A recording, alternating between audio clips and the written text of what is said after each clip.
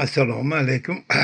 Hurmatli birodarlarim, Yandex haydovchilari. Men anaqa hozirgi chiqishimda oldin men chiqqanimda haligi Yandex kompaniyadan noroziligimni bildirdim. Hozir ularga haligi podдержкаga xat yozaverganimdan, hali bezovta ko'rganimdan, keyin ofisga boraverganimdan 3 kun ichida ularni tinkasini qilib tashladim. Asosan 2 kun. 3-chi kun o'zi bormadim men. Kecha oxirgi kuni bo'ldi. Endi kecha o'zi umuman hech kimga oldiga chiqmadim. Haligilarni sizlarni portalga xat yozaman deb isbotini aytgan, kimni xafa qildim degandan keyin bir payt menga anaqa adresini berishdi. Xursand bo'lib ketdim. Mana 18-iyul 11:46 da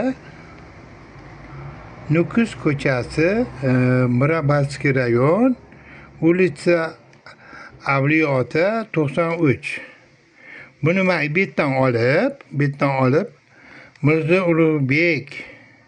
Ulug'bekskiy rayon, massiv yalang'och 78. 11 kilometrga yo'l yuraman, 39 ming so'm pul bo'libdi. Uni yaxshi taniyman. U ayolni yaxshi taniyman. Uni nimasini ham bilaman. Haligi joni chiqqanini ham bilaman. Uni yupatishga harakat qildim. Lekin ancha men qiynaldim. Qarang nima qanaqa voqea bo'ldi. Ma'mbetdan bundan buyog'i serkov. Mana serkov. Bu Ma'mbetga chaqirgan klient. Ma'mu Yandex ma'mu tochkaga olib keldi. Endi men bir tochkada o'tirman. Shovqin-suron, to'polon, mashinalar o'tayotibdi. Bu yoqda mashinalar ko'p. Kun issiq dim bo'lib ketyapti. Men anaqani o'chirib qo'ydim, haligi konditsionerni o'chirib, oynani ochib qo'ydim. Endi bu menga telefon qilyapti, men uni eshitmayapman. Men yoqqa. Sababiki bu menga telefon qilyapti, meni ko'ryapti. Bu betdan o'ta olmaydi, chunki mashinalar ko'p. Bu yoqqa o'ta olmaydi. Lekin betda orqasida anaqa avtobus kelib to'xtayapti. Avtobus o'tyapti. Avtobus yo'lida turibdi, signal chalyapti. O'tgan deydi. Keyin oxiri anaqa men o'zim telefon qildim unga. Что-то вы не приходите deb. Keyin u aytdiki, bu betida turibman, qo'limni ko'taryapman, qaragan deyapti. Tushib o'zim qarayapman. Hozir boraman deyapman. Shu bilan men bittan yuribman. Bozor tarafga, Mirzo Ulug'bek bozor tarafiga mana qayryapman. Bu yerda inspektor turibdi, ertamda mamlaka kelib, bu yerda men yoqda ham ko'cha bor. Men bu yoqda aylanib kelyapman. Men to'xtadim. To'xtab anaqalarni transportlarni o'tkazib yuboryapman. Bu yerda qayilib, men bu yerga kelyapman. Deb to'xtadim. Klient olyapman. Derazalarim ochiq, oynam ochiq. Mashinada o'tirishim bilan sen deydi, men deydi komfortni chaqirganman, deyapti. Sen nimaga oynang ochiq deyapti. U yoqda terlab ketdim, kuni issiq. Men bu yog'i ham issiq, patologiya ham issiq yotibdi. Hozir konditsioner yoqaman deb konditsioner yoqdim. Nimaga deydi, men muzdek holatda kelishim kerak ekan uni oldiga. Konditsionerim muzdek bo'ldi. Menga dedim, unaqa pul to'lamaydi bu dedim. Ya dedim, sen mi dedim, eng arzon vaqtda yuraman dedim. Anaqa mana pulini so'ragin, puling qancha pul to'layapsan deyapman. 11 kilometrga 39 ming so'm deyapman unga. 39 ming so'm deyapti-da, 39 ming so'm 11 kilometrga deyapman. Sen dedim, boshqa transport 7 ming so'mdan 70 ming so'm to'laysan. anaqa o'shanaqa mashina chaqirishing kerak edi senga deb men uni ozgina gapirdim. U menga ozgina jahl qildi. Keyin men ozgina unga tushuntirdim. Sen dedim u anaqani o'ylamagin dedi. Endi bu yerda yandiki 100% aybdor-ku. Mana shu klientim, mana shu menga anaqa guvoh. Mani aybdor qilgan, mana shu qiz buni qizi so'zi bilan mani aybdor qilgan aybdor. Chunki yandikiz menga agar men bu tochkaga olib kelmaganda, men bu yoqqa kelganimda hech qanaqa bunaqa so'zli bo'lmas edi. Sen meni anaqa yandikiz meni 3 kun anaqa qonimni ichib, menga anaqa o'zini aybini meni bo'ynimga qo'yib qo'ydi. Mana shunaqa o'g'lim, sen aybdorsan. Sen menga 580 ming qarzing bor. Endi u seni bo'yningda qarzlik bo'lib qoldi. Sababiki sen o'zingni aybingni menga qo'yding. Menga biznes qilib bergin, anaqa deydi, nima qilib bergin, screenshot qilib bergin dedi. Mana shu poddershkaga screenshotim shu bo'ladi mana. U yandiki aybdorligi screenshoti mana shu bo'lsa kerak edi, o'ylayman. Mana shunaqa. Yandex kompaniyasini rahbari bo'lsa, agar bo'lsa u yo'q-ku, nomi bor, o'zi yo'q-ku. Meni chaqirsangiz, men sizga ko'p narsalarni aytib berardim. Qanaqa xatolar bo'layotganlarini aytib berardim. Anaqa shoferlarga foyda zararini ko'rsatib berardik. Qanaqa qilsa yaxshi hayot kechirishini menga ham yaxshi bo'lsin, klientga ham yaxshi bo'lsin, Yandex xodimlariga ham yaxshi bo'lsin. Hozir nima qilib qo'ydi bu haligi nima? Mana qarang.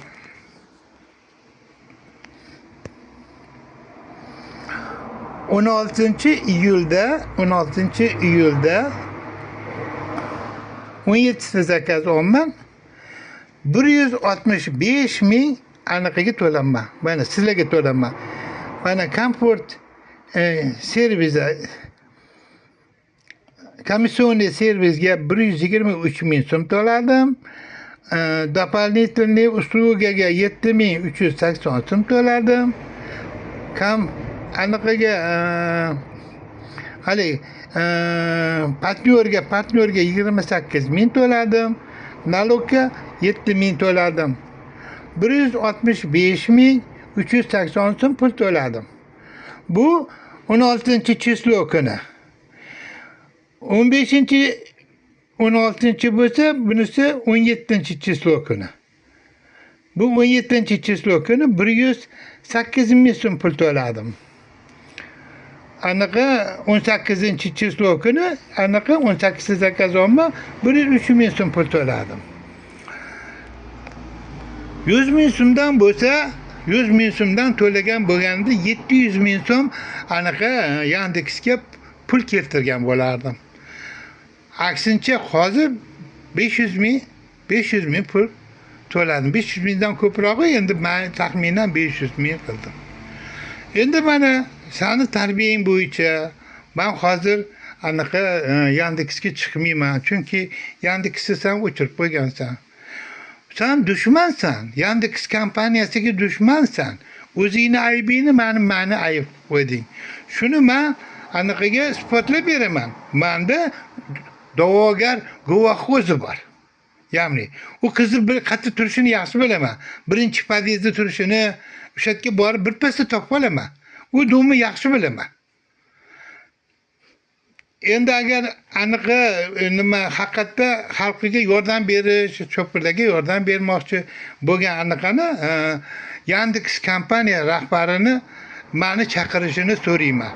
Men bilan suhbat qilsin. Telefon nomerim ma'lum. 97 658 06 52. Agar bo'lsangiz, siz bormisiz yo'qmisiz bilmayman. 99'li, ham xuddi shu bir xil nomer. Bittasi 97, bittasi 99. 99 658 06 52. Yandex kompaniyasi o'zidagi haligi dushman bolalarini ko'rib qo'ysin. Men buni isbot qilib beraman. Keyin o'zimni pulimni so'rayman. Shu haligi meni to'sib bo'lganini. To buni qilmagunizcha Yandex kompaniyasiga ishga chiqmayman. Bu ishga chiqmagan kunlarim har kuni 100 ming so'mdan Yandexga foyda keltiradigan bo'lsam, bu foydani sud orqali Yandex kompaniyasiga menga xato qilgandan undirib berishini so'rab, bir haftalardan keyin portalga xat yozaman. Bo'ldi shu. Portalga xat yozaman dedim, bir pasda topib berdi.